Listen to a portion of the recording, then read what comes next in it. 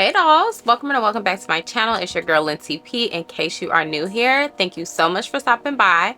But if you've been here before, hey girl, hey, it's nice to see you again.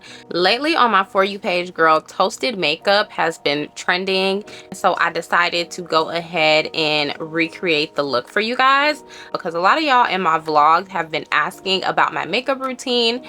And this is pretty much it. I may change a couple of things depending on the overall look I'm going for, but 9 times out of 10 we're doing something along these lines. The way that the TikTok girls give regular things new names is beyond me.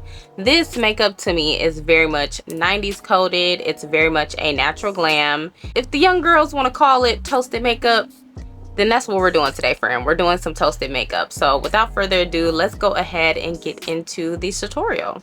Oh, and be sure to subscribe.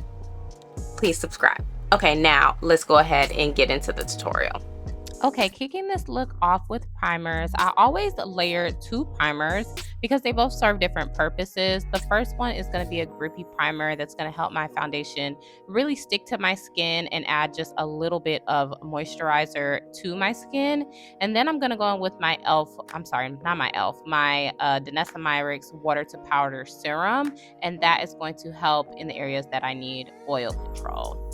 Once my primers are all nice and ready to go, I'm going to go ahead and color correct the discoloration around my mouth just to give me a nice even base.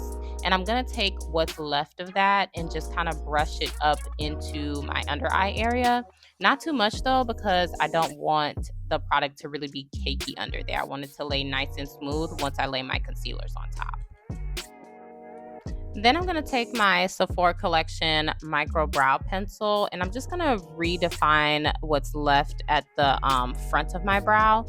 And after that, I'm going to go in with my skin tone concealer. Now, this is unfortunately no longer available. This is the Amicole Concealer.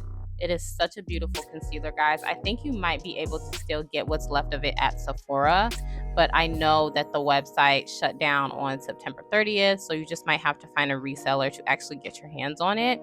But I'm using that skin tone color as my base concealer under my eyes, right above my mouth, and to carve out my brows, just so that I don't have the whole halo brow effect.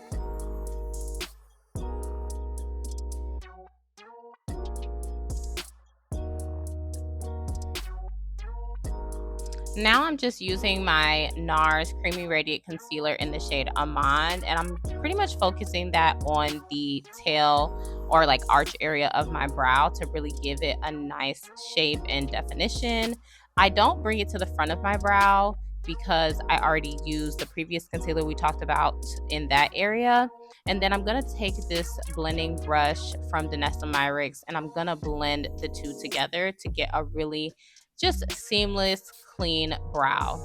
And once I've done that, I'm going to go ahead and use that same brush to blend out my under eye area and around my mouth.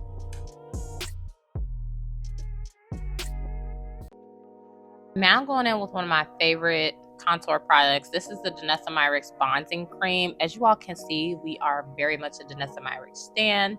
But I'm going to go in with my Sephora brush and just really pat that into my skin, on my cheekbones, and kind of to create some color, just to add some color back to my face. I really love this product because it's not too warm, it's not too neutral. It really just gives me a nice definition. And I'm also going to put that in my eyes to start building out the definition in my eyes. Now, this doesn't have to be perfect. As you can see, we're going in at first a little messy here, but once we blend all of the product out, it's going to be like a smoother transition. Trust the process.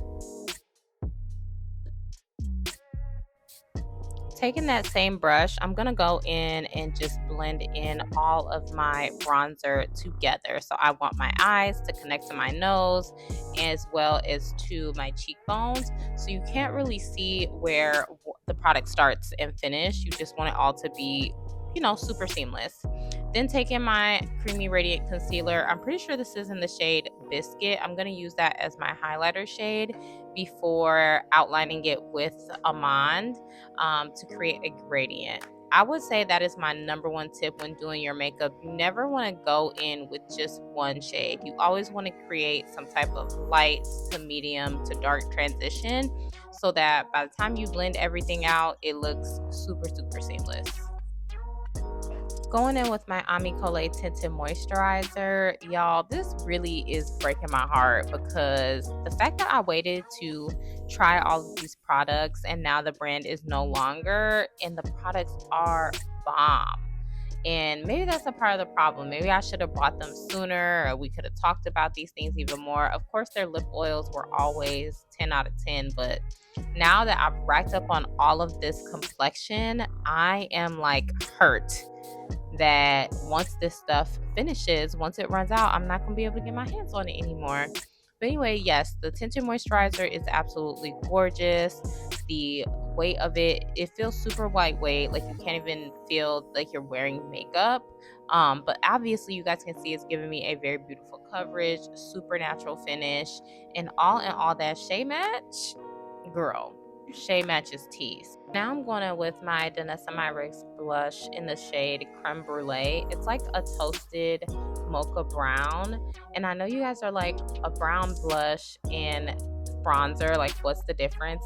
But it's just a subtle difference. Like it's a subtle transition between the bronzer and the blush, and it really does make a difference. It has some slight undertones, as y'all can see. It's leaving my cheeks looking really peachy, really natural. So if you are going for a super natural latte brown, just overly bronze kind of makeup blush, then I would recommend trying a brown blush if you are deeper skin. It really does make a difference. And then I'm just going to go ahead and blend out my concealer around the edges to really blend that into the blush.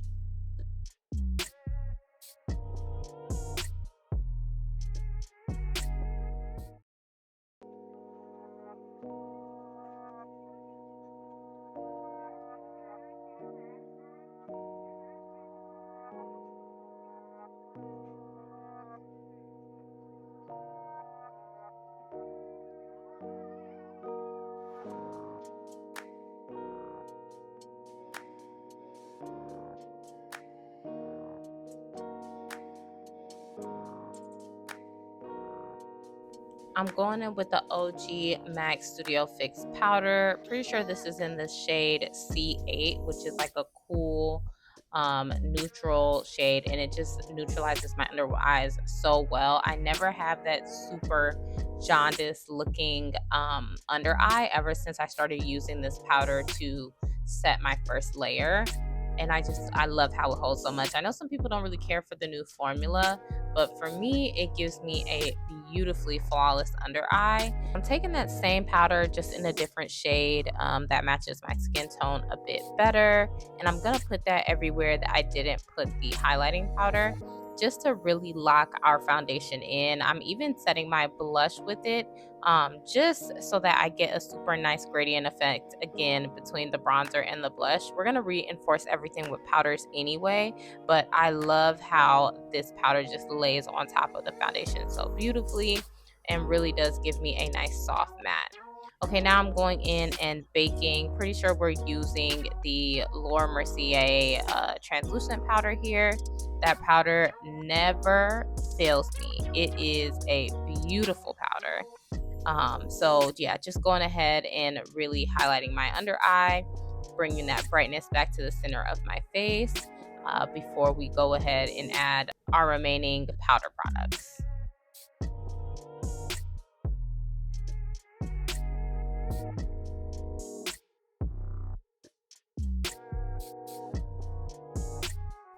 Now taking my Morphe Bronzer in the shade Supreme, I'm going to start really defining everywhere we put the cream bronzer down. So really in the crease of my eyelids. Again, this doesn't have to be super exact.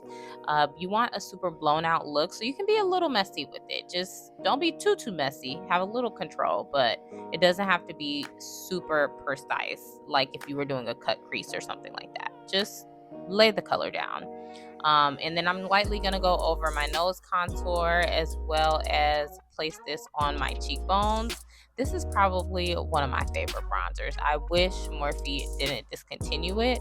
And then just to add a little bit more definition, I'm taking my Sephora Collection eyeliner pencils.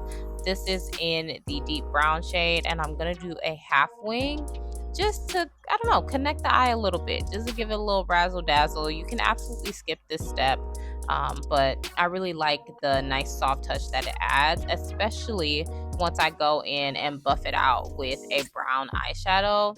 And to get kind of like this whole foxy eye look, I think it looks really, really gorgeous. Using that same Morphe bronzer in the shade Supreme, I'm gonna go ahead and just top off my cheeks, really reinforcing everything we did in the cream step. And you guys could see this is the best part of my makeup. Like once that color starts to come back to life, girl, you can't tell me nothing.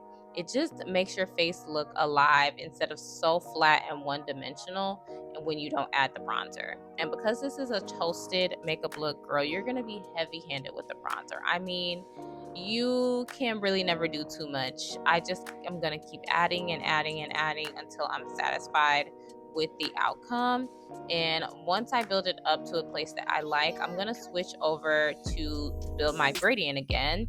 And here in the hollows of my cheek, I'm going in with the MAC bronzer because it is a little bit deeper and it is a little bit cooler. Even though it's a bronzer on me, it runs a little bit cooler, so I can use that as a contour shade to really bring out all of the dimensions in my face. That is the whole goal with makeup.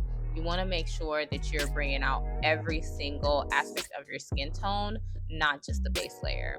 And then of course we got to go ahead and top it off with the blush. I'm pretty sure this is the House Labs blush, which is like a nice subtle orange blush.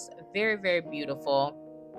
So I'm just gonna go over the tops of my cheeks with that and also bring it into my under eye, bake a little bit just to kind of implement some of the Painted by Esther technique. I really like that look before we go ahead and sweep our bake away.